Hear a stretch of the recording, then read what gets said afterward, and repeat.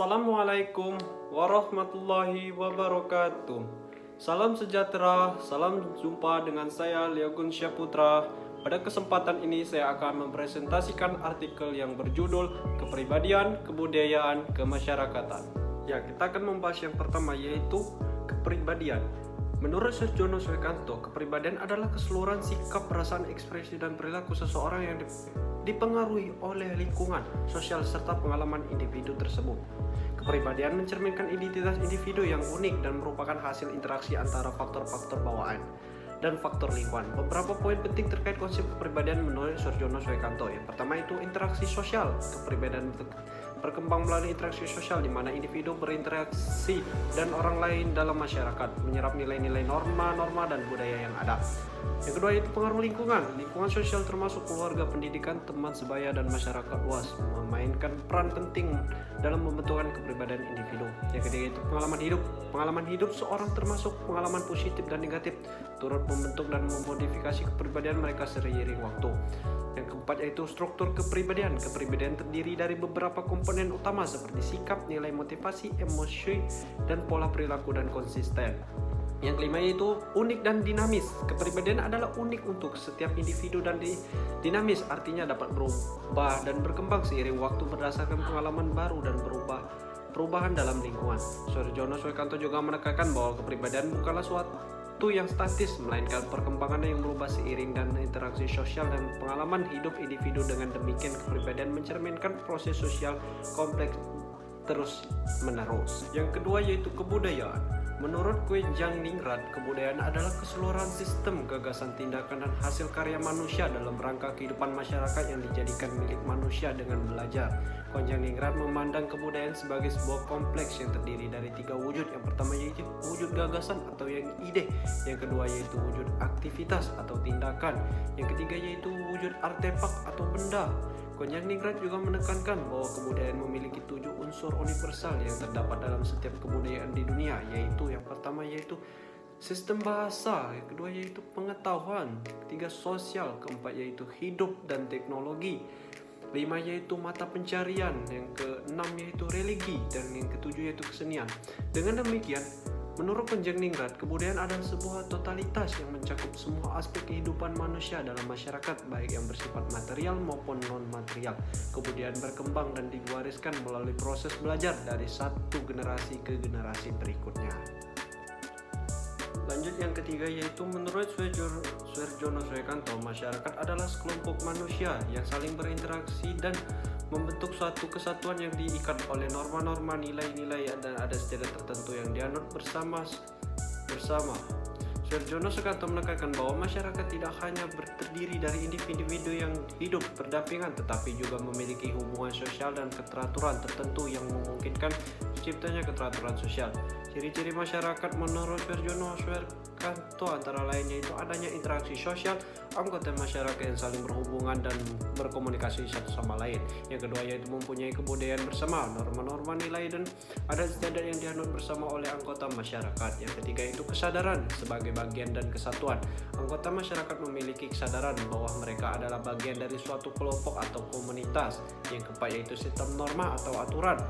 Terdapat sistem norma atau aturan yang mengatur perilaku anggota masyarakat, kelembagaan sosial, adanya lembaga-lembaga sosial yang mengatur fungsi-fungsi tertentu dalam masyarakat seperti keluarga, pendidikan, agama, dan ekonomi. Dengan memahami definisi dan ciri-ciri masyarakat menurut Surjono Swekanto, kita dapat melihat bahwa masyarakat adalah entitas yang kompleks dan struktur yang di dalamnya terjadi interaksi dinamis antara individu-individu dan lembaga-lembaga sosial. Adapun hubungan kepribadian dan kebudayaan. Dalam kehidupan sehari-hari, hubungan antara kepribadian dan kebudayaan bercermin dalam berbagai situasi, seperti dalam interaksi sosial, pemilihan aktivitas, dan penyesuaian terhadap norma-norma budaya yang ada. Sebagai contoh, dalam kehidupan kerja yang mengutamakan kerja tim dan kolaborasi, individu dengan kepribadian dan kooperatif dan komunikatif mungkin akan lebih sukses dalam membangun hubungan kerja yang baik dengan rekan-rekan mereka. Mereka cenderung untuk mendukung ide-ide kolektif dan berkontribusi secara positif dalam mencapai tujuan bersama.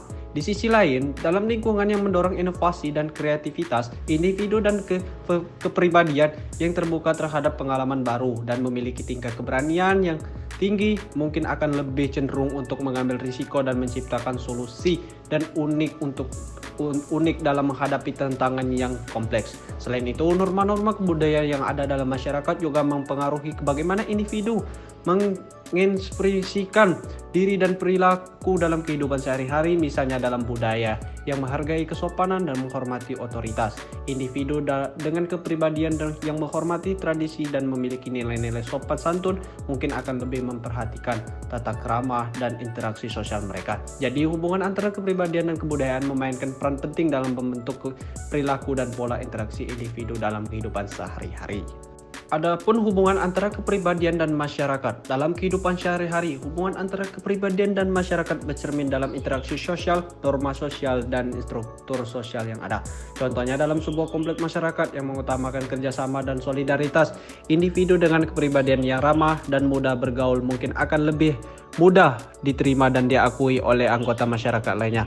Mereka cenderung untuk membentuk hubungan yang erat dan tetangga, rekan kerja, dan anggota komunitas lainnya yang ada di gilirannya memperkuat ikatan sosial dalam masyarakat tersebut. Di sisi lain, dalam masyarakat yang lebih individualistis dan kompetitif, individu dengan kepribadian yang percaya diri dan memiliki ambisi tinggi mungkin akan lebih berhasil dalam mengejar tujuan kepribadian mereka.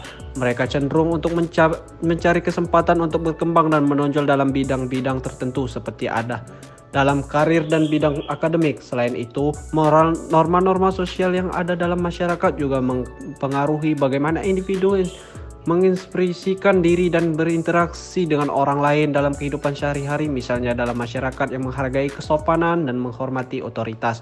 Individu dan kepribadian santun dan menghormati norma-norma sosial mungkin yang akan lebih memperhatikan tata krama dalam berbicara atau berinteraksi dengan orang lain. Jadi, hubungan antara kepribadian dan masyarakat memainkan peran penting dalam membentuk pola perilaku individu dalam kehidupan sehari-hari serta dalam membentuk dinamika sosial dalam masyarakat secara keseluruhan. Hadis yang ada sebutkan adalah hadis yang diriwayatkan oleh Imam Bukhari dan Imam Muslim, yang artinya setiap anak yang dilahirkan dalam keadaan fitrah, kedua orang tuanya lah yang mengubahnya menjadi seorang Yahudi, Nasrani atau Majusi.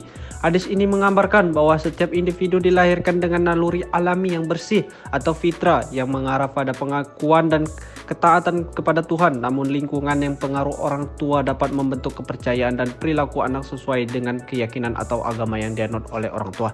Dalam konteks pembentukan kepribadian seseorang, hadis ini menyoroti pentingnya lingkungan dan pengaruh orang tua dalam membentuk nilai-nilai, keyakinan, dan perilaku anak. Orang tua memiliki peran yang sangat besar dalam pembentukan kepribadian anak karena mereka adalah model utama yang dilihat dan ditiru oleh anak-anak mereka. Jika orang tua menunjukkan sikap, nilai, perilaku yang sesuai dengan ajaran agama dan keyakinan tertentu, maka anak-anak cenderung akan mengikuti jejak mereka. Oleh karena itu, hadis ini menegaskan pentingnya pendidikan dan pengasuhan yang baik dari orang tua dalam membentukkan kepribadian baik dan mengarahkan anak-anak menuju jalan yang benar. Demikian yang bisa saya sampaikan, semoga bisa menambahkan khasanah keilmuan sosiologi. Apabila ada kesalahan, saya mohon maaf. Wabillahi taufiq wal hidayah. Wassalamualaikum warahmatullahi wabarakatuh.